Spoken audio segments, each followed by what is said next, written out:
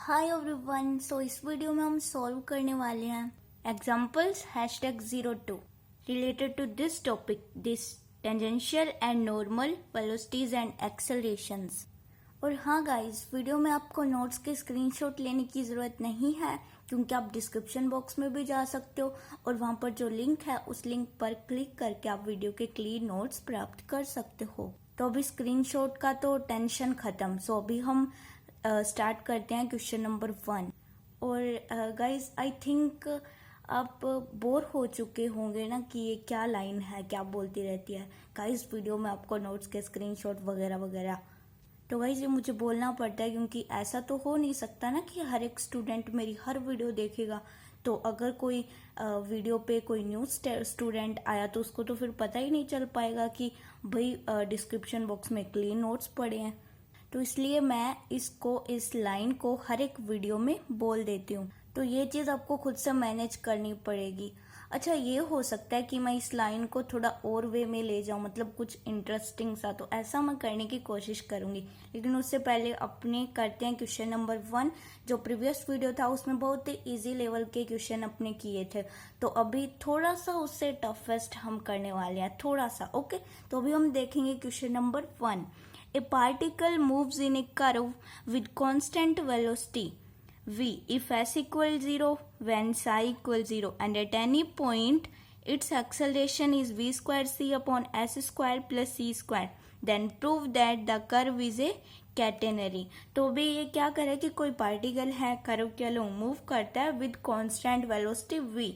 Okay, तो यदि उसका डिस्प्लेसमेंट 0 होता है तो ऑब्वियसली उसका एंगल तो 0 होगा, मतलब कि वो डिस्प्लेसमेंट वो चलेगा ही नहीं, तो फिर वो एंगल कहाँ से रोटेट करेगा। तो अगर उसका डिस्प्लेसमेंट 0 होता है तो अपने को ये बात खुद से ही पता लग जाती है कि साई भी 0 होगा, एंगल भी 0 होगा, चाहे वो क्वेश्चन में ये चीज लिखे या ना लिखे। ओके, बट इसने लिखा है कि जब डिस्प्लेसमेंट 0 होता है तो एंगल भी 0 होगा। और कर्व के प्रत्येक पॉइंट पर एक्सेलरेशन हमें गिवन है v square c upon s square plus c square. तो हमें प्रूफ करना है कि जो कर्व है, कर्व का इक्वेशन है वो कैटेनरी है। सो हम ये कर देंगे, बट अभी हमें जो गिवन है वो पहले हम देखेंगे। लेकिन उससे पहले भी गाइज, अब इसने क्या बोला है देखो, विद कांस्टेंट वेलोसिटी v। तो अभी यहाँ पर कोई कंपोनेंट का चक्कर नहीं होना चाहिए कि इसने पहली बात तो इसने कंपोनेंट नहीं लिखा, तो हमेशा जो बात होगी वो रिजल्टेंट में आ जाएगा। तो अभी हम सबसे पहले तो ये देखते हैं कि जो टेंजेंशियल वेलोसिटी थी, जो नॉर्मल वेलोसिटी थी, तो उनका रिजल्टेंट क्या रहता है। और सिमिलरली हम एक्सेलरेशन का भी देखेंगे। तो जैसे पोलर कोऑर्डिनेट में था रेडियल और ट्रांसवर्स का रिजल्टेंट, सिमिलरली रहेगा टेंजेंशियल एंड नॉर्मल कंपोनेंट्स का रिजल्टेंट। सो टेंजेंशियल वेलोसिटी अपनी थी S dot square, it means d S upon D T का स्क्वायर, बट नॉर्मल वेलोसिटी थी वो थी 0। सो रिजल्टेंट वेलोसिटी जो इक्वल हो जाएगा वो टेंजेंशियल वेलोसिटी के हो जाएगा D S upon D t. तो ये बहुत ही सिंपल है। एंड सिमिलरली रिजल्टेंट एक्सेलरेशन होगा दोनों कंपोनेंट्स का resultant, it means tangential acceleration and normal acceleration. तो जो टेंजेंशियल एक्सेलरेशन था वो था d square s upon D t square का whole square plus normal acceleration v square upon rho का स्क्वायर। तो रिजल्टेंट वेलोसिटी की बात होगी, it means d S upon D t की। रिजल्टेंट एक्सेलरेशन की बात होगी, इट मीन्स अंडर रूट में d square s upon D t square का whole square plus v square upon रो की स्क्वायर। तो ये चीज आपको पता लगी होगी। तो अभी हम देखेंगे कि अपने को गिवन क्या है।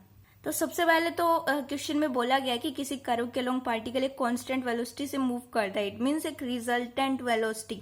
सो वो टेंजेंशियल वेलोसिटी के इक्वल है, तो ये चीज हमें लिखने की जरूरत नहीं है। तो हम सीधा लिखेंगे कि given that D S upon D T equal V, हमने कह दिया इसको कि ये कांस्टेंट है, और यहाँ पे मैंने एन नहीं लगाया तो कोई बात नहीं, v कांस्टेंट है, हमने एज्यूम कर लिया कि v है। D S upon D T जो रिजल्टेंट वेलोसिटी है वो v है और वो कांस्टेंट है, हमें गिवन है। तो अभी हमें ये बात पहले ही सोच लेनी है। अच्छा, ये आप बाद में भी कर सकते हो कि अगेन इसका डेरिवेटिव, बिकॉज रिजल्टेंट एक्सेलरेशन में काम आने वाला है। तो हमने पहले ही कर लिया कि अगर हम कांस्टेंट का डेरिवेटिव करेंगे तो obviously D square s upon D t square 0 आएगा, और उसको मैं नेम देती हूँ क्वेश्चन नंबर 1। अब क्योंकि मैं बार बार रिजल्टेंट कर रही हूँ तो ऐसा हम नहीं लिखेंगे, हम एकदम क्लैरिटी देंगे पूरे क्वेश्चन को कि हम रिजल्टेंट की बात नहीं करने वाले, हम सीधा लिखेंगे एक्सेलरेशन, हम सीधा लिखेंगे वेलोसिटी। ओके, और फिर ये कंडीशन तो बाद में आएगी जब हम एकदम सॉल्यूशन के नज़दीक पहुंच जाएंगे कि S equal to zero, psi equal to zero put करके हमें प्रूव करना है कैटनरी। लेकिन उससे पहले हम कैटनरी इक्वेशन तो निकालें। चलो ये हम बाद में करेंगे। एक और चीज़ गिवन है हमें कि एवरी पॉइंट पर कर्व के एक्सेलरेशन जो हमें गिवन है v square c upon s square plus c square, it means resultant acceleration. So resultant acceleration तो ये होता है, तो हमें d square s upon D t square पहले, मतलब रिजल्टेंट एक्सेलरेशन के ये इक्वल दिया गया है, तो उससे पहले हमें ये वैल्यू भी तो गिवन होनी चाहिए। जब हमें ये वैल्यू पता लगेगी तो हम उसके इक्वल रख देंगे ये वाली वैल्यू। तो इस चीज में बिल्कुल कंफ्यूज नहीं होना। तो अभी हमें d square s upon D t square की वैल्यू तो गिवन है 0, सो मैंने पुट कर दी 0 प्लस मुझे नॉर्मल एक्सेलरेशन नहीं पता, सो मैंने वही पुट कर दिया वी स्क्वायर अपॉन में रो, जैसे यहाँ पर लिखा था। ओके, इसमें कोई टेंशन वाली बात नहीं है। सो ये इक्वल हो जाएगा resultant acceleration v square upon rho, and this is the question number 2। तो अभी हमें कर्व के प्रत्येक पॉइंट पर एक्सेलरेशन दिया गया v square c upon s square plus c square, तो वो इस चीज के इक्वल हो जाएगा। तो अभी हम क्या करने वाले हैं, इक्वेशन नंबर 2 को उसके इक्वल रखने वाले हैं, मतलब एक्सेलरेशन के उसके इक्वल रखेंगे। The acceleration at any point is given to be v square c upon s square plus c square. Okay, therefore by equation number 2 हम रिजल्टेंट एक्सेलरेशन के इक्वल रख देंगे इस चीज को। So v square upon rho equal v square c upon s square plus c square. अब क्योंकि पहले हमें पता था कि वेलोसिटी तो कांस्टेंट है, लेकिन यहाँ पर पहले ही वी स्क्वायर से वी स्क्वायर कैंसिल, तो ये तो पंगा ही खत्म हो गया। ओके, तो इसमें कोई टेंशन वाली बात नहीं है। वी स्क्वायर से v cancel, 1 upon rho equal c upon s square plus c square. और हम कई बार पढ़ चुके हैं रो की value radius of curve h है d S upon d psi. So मैंने ये वैल्यू भी पुट कर दी, 1 अपॉन रो हो जाएगा d psi upon d s and then equal to c upon s square plus c square. तो अभी ये वाली लाइन चल रही थी अपनी। तो अभी हमें क्या करना है, हमारे पास दो वेरिएबल है साई और एस, तो हम क्या करने वाले हैं, इन दोनों को सेपरेट की। दो वेरिएबल है किसी इक्वेशन में तो हम उसको सेपरेट करते हैं वेरिएबल सेपरेशन मेथड का यूज करके। तो डी साई को इधर, एस को इधर, वो किधर भी ले सकते हैं, सी upon s square plus c square D S. Okay, उसके बाद हम क्या करते हैं, ऑब्वियसली इंटीग्रेशन करते हैं, और इंटीग्रेशन तो हमें करना ही पड़ेगा, पाथ को निकालना है तो इंटीग्रेशन की तो जरूरत है, क्योंकि इंटीग्रेशन नहीं करेंगे तो ये d psi upon d s ये सब रिमूव नहीं कर पाएंगे ना। साई इक्वल, अब हाँ ये वाला फॉर्मूला होता है गाइज, ये वाला फॉर्मूला 1 अपॉन, ये तो कांस्टेंट है ये बाहर आ जाएगा, तो 1 upon s square as a behave करेगा, वेरिएबल है एज ए बिहेव करेगा एक्स का, then x square plus a square. तो ये देखो मैंने फॉर्मूला यूज किया, 1 upon a square plus x square का फॉर्मूला होता है 1 upon a tan inverse x upon a और प्लस सी। ओके, तो वही फॉर्मूला मैंने यहाँ यूज कर दिया कि सी अपॉन 1 अपॉन सी वाला वो आ जाएगा, क्योंकि 1 upon a as a constant, c tan inverse s upon c और प्लस एक न्यू कांस्टेंट ऐड होगा where a is a constant of integration. तो जो फाइनली इक्वेशन आएगा psi equal tan inverse s upon c plus a, तो ये finally हमारे पास इक्वेशन आ गया psi equal tan inverse s upon c plus a. तो क्योंकि हमें प्रूफ करना है कि जो पाथ होगा कर्व का, मतलब पार्टिकल का पाथ होगा वो कैटनरी होना चाहिए, तो उसके लिए क्वेश्चन में हमें कंडीशन दी थी, आपको याद होगा कि psi equal to 0 s equal to 0, कि जब डिस्प्लेसमेंट 0 होता है तो वो एंगल भी 0 हो जाएगा। तो इस इक्वेशन में अगर हम साई की वैल्यू 0 रखें और एस की वैल्यू 0 रखें तो देखते हैं क्या होता है। लेकिन उससे पहले हाँ होगा, क्योंकि अगर हम साई की वैल्यू 0 रखेंगे, एस की वैल्यू 0 करेंगे तो ऑब्वियसली जो ये कांस्टेंट ए है उसकी वैल्यू आ जाएगी।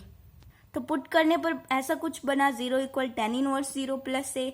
सो अब 0 को हम लिख सकते हैं tan इनवर्स 0, क्योंकि tan इनवर्स 0 की वैल्यू होती है 0, तो tan इनवर्स से tan cancel, then a equal 0। तो ये a की वैल्यू हम वापस उसी इक्वेशन में पुट करेंगे जिस इक्वेशन में हमने पुट करके a की वैल्यू निकाली है। इससे हमें कांस्टेंट रिमूव हो जाएगा अपना, वो 0 की इक्वल आ जाएगा। तो psi equal tan inverse s upon c, सिर्फ इतना बचेगा क्योंकि कांस्टेंट तो रिमूव हो गया, a की value 0, and then tan inverse उधर जाएगा तो वो हो जाएगा tan में change, then tan psi equal s upon c, and then s equal c tan psi. तो ये जो इक्वेशन है वो कैटनरी का होता है। तो कैटनरी की इक्वेशन कार्टेशियन फॉर्म में भी होती है, इंट्रिंसिक फॉर्म में भी होती है। तो ये इंट्रिंसिक फॉर्म में हमें इक्वेशन मिल गया कैटनरी का। तो ये जो कैटनरी है ये अपने स्टैटिक्स में पढ़ते हैं, क्योंकि स्टैटिक्स तो मैंने अभी करवाया नहीं है, तो बट अगर आपको ये चीज पता है तो आप लिख सकते हो बेझिझक, which is the required equation of the curve representing A catenary. और इसमें एस और साई है, दैट मीन्स ये इंट्रिंसिक इक्वेशन है। तो अभी हम देखेंगे क्वेश्चन नंबर 2। तो ये क्वेश्चन थोड़ा इजी है और थोड़ा डिफरेंट है। चलिए देखते हैं question number 2। Prove that the angular acceleration in the direction of motion of a point moving in a plane, कि किसी प्लेन में कोई पॉइंट है वो मोशन में है, तो जिस साइड मोशन है उसका मतलब पार्टिकल का मोशन हो रहा है, तो उसी साइड में उसका एंगुलर एक्सेलरेशन इतना है। तो ये चीज हमें प्रूव करनी है कि प्लेन में कोई पॉइंट मूव कर रहा है और जिस डायरेक्शन में हमने मान लिया कि इस डायरेक्शन में वो मूव कर रहा है, ओके, तो उसका एंगुलर एक्सेलरेशन भी इसी साइड में है और ये है एंगुलर एक्सेलरेशन। तो ये चीज हमें प्रूव करनी है और थोड़ा सा डिफरेंस है, देखिए अब हम करेंगे। तो टू प्रूव हमें ये करना है एंगुलर एक्सेलरेशन, सो हम फॉर्मूला यूज करेंगे angular acceleration. Angular it means angle का रोटेशन, ओके। तो D square psi upon D t square, बिल्कुल भी कंफ्यूजन नहीं होना चाहिए I think.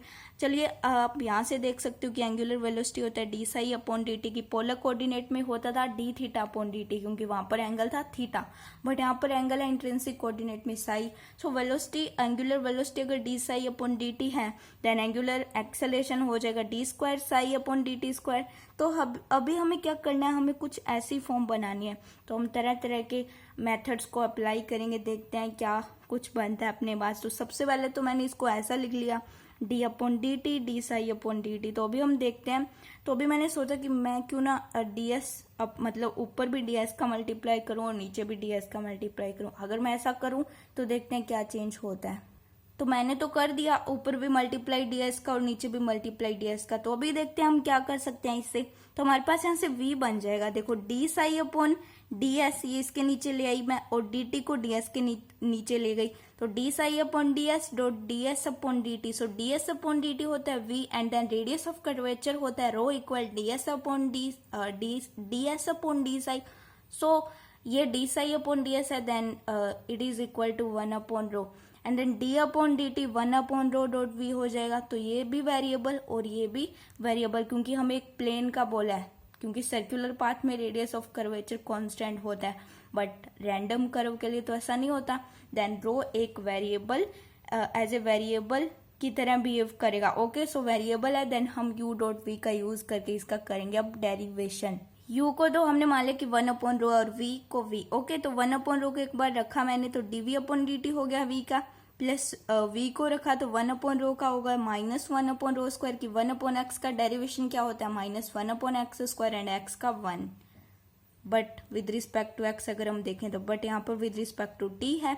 So minus 1 upon rho square and then d rho upon D t, की पहले हम 1 अपॉन रो का करेंगे और फिर रो का करेंगे, तो d rho upon D t.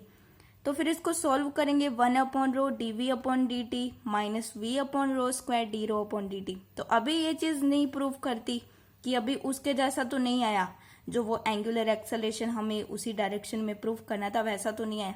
तो फिर मैं अगेन ऊपर नीचे डी एस का मल्टीप्लाई कर दूंगी। तो फिर मैंने कर दिया 1 अपॉन रो, क्योंकि उससे मुझे मिलेगा v और कमी हमारे पास क्या रह रही है v की।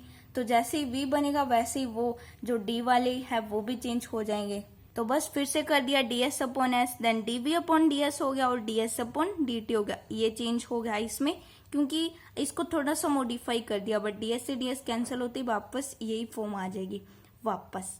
Minus v upon rho square, and then इसको भी मैंने वही लिखा d rho upon d s dot d S upon D t. और फिर से मेरे पास इसका v बना, इसका v बना, तो 1 upon rho d v upon d s dot v minus v upon rho square d rho upon d s dot v. तो अभी इससे क्या होगा, v upon rho d v upon d s minus v square upon rho square d rho upon d s. तो ये चीज हमने prove कर दी कि एंगुलर एक्सेलरेशन उस डायरेक्शन में इतना है जो कि हमें क्वेश्चन में बोला गया था। तो आप वहां से चेक भी कर सकते हो कि क्या हमने सही निकाला है। तो मैंने तो पहले ही कर लिया, क्योंकि मैंने पहले लिख रखा है। तो मैंने पहले ही कर लिया, क्योंकि मैं पहले चेक करके ही तो बताऊंगी, ऐसे मैं मतलब रिस्क नहीं ले सकती ना। सो ये वही निकल गया एकदम सिमिलर, उसके मतलब एक जैसा हमने प्रूव कर दिया, सिंपली हम कह सकते हैं। तो ये हो गए हमारे 2 क्वेश्चन इस वीडियो में, जो थोड़े से डिफरेंट थे और प्रीवियस वीडियोस थे थोड़े से टफ थे। तो अभी जो नेक्स्ट वीडियो आएगा उसमें हम इससे भी थोड़े से टफ करेंगे और इस स्टेटमेंट को कवर कर लेंगे। स्टेटमेंट क्या था, tangential and normal velocity and acceleration. तो इसी के साथ ये वाला चैप्टर भी खत्म हो जाएगा और हम शुरू करेंगे नेक्स्ट चैप्टर। वो हम देखेंगे कब करेंगे, पता नहीं, मैं क्यों बता रही हूँ। चलिए मिलते हैं नेक्स्ट वीडियो में।